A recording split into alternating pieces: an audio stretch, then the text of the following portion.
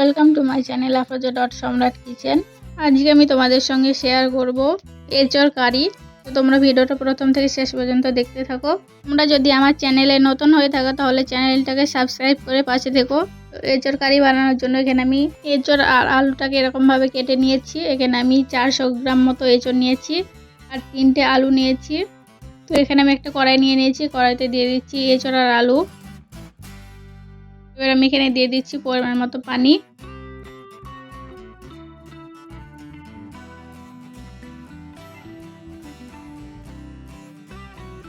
এবার আমি দিয়ে দিচ্ছি 1 চামচ হলুদ গুঁড়ো আর 1 চামচ লবণ। সব কিছুকে নেড়ে চেড়ে ভালো করে আমি মিশিয়ে নিচ্ছি।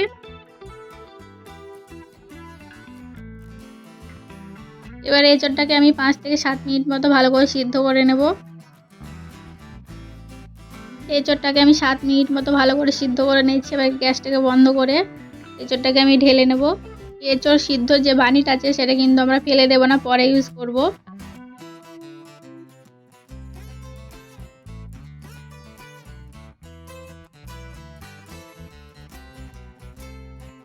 এঁচোড় বানানোর জন্য আমি এখানে গ্যাসের উপর কড়াই নিয়ে নিচ্ছি আর কড়াইতে দিয়ে দিচ্ছি পরিমাণ মতো সাদা তেল। তেলের উপর দিয়ে দিচ্ছি 2টো তেজপাতা, একটা দারচিনি, 2টো এলাচ, 7 থেকে 8টা গোটা গোলমরিচ আর 7 থেকে 8টা লং।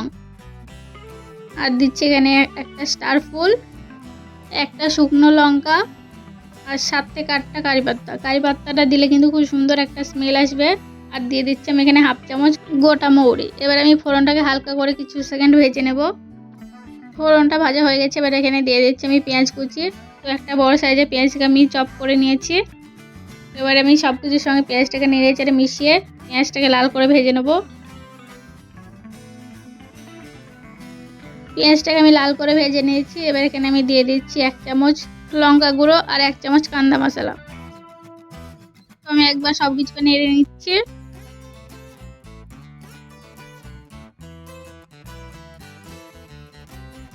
আমি এখানে কিছু গুঁড়ো মশলা অ্যাড করব। তো প্রথমে দিয়ে দিচ্ছি আমি 1 চামচ হলুদ গুঁড়ো, 1 চামচ জিরে গুঁড়ো, 1 চামচ ধনে গুঁড়ো, আর দিচ্ছি আমি এখানে 1 চামচ কিচেন কিং মশলা, আর দিচ্ছি আমি এখানে 1 চামচ আদা রসুনের পেস্ট। সব কিছুকে ভালো করে একবার নেড়ে চেড়ে মিশিয়ে নিচ্ছি আমি।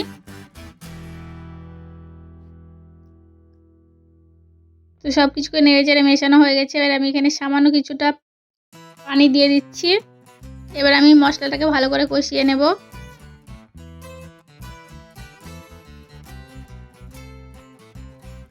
তো দেখো মশলাটা কষানো হয়ে গেছে, মশলা থেকে তেল ছেড়ে দিয়েছে। এবার আমি সিদ্ধ করে রাখা আলু আর এঁচোড়টাকে দিয়ে দিচ্ছি। আলু আর এঁচোড়টাকে আমি মশলার সঙ্গে ভালো করে নেড়ে চেড়ে মিশিয়ে নিচ্ছি। এঁচোড়টাকে মশলার সঙ্গে আমি কিছুক্ষণ কষিয়ে নেব।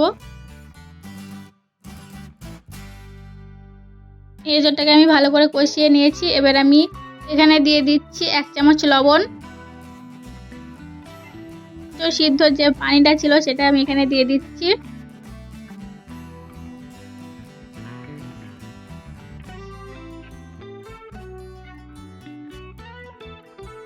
আরও একবার সবকিছু নেড়ে চেড়ে আমি মিশিয়ে নিচ্ছি।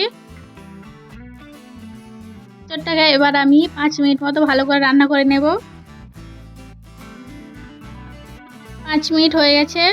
তো দেখো এঁচোড় রান্নাটা আমার কমপ্লিট হয়ে গেছে। গ্যাসের ফ্লেমটাকে আমি বন্ধ করে এঁচোড়টাকে নামিয়ে নিচ্ছি।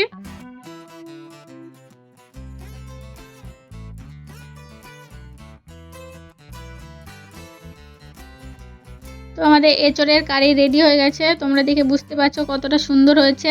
তোমরা কিন্তু অবশ্যই এরকমভাবে একবার বাড়িতে ট্রাই করবে। আর আজকের ভিডিওটা যদি ভালো লেগে থাকে তাহলে লাইক, কমেন্ট, শেয়ার করতে ভুলবে না।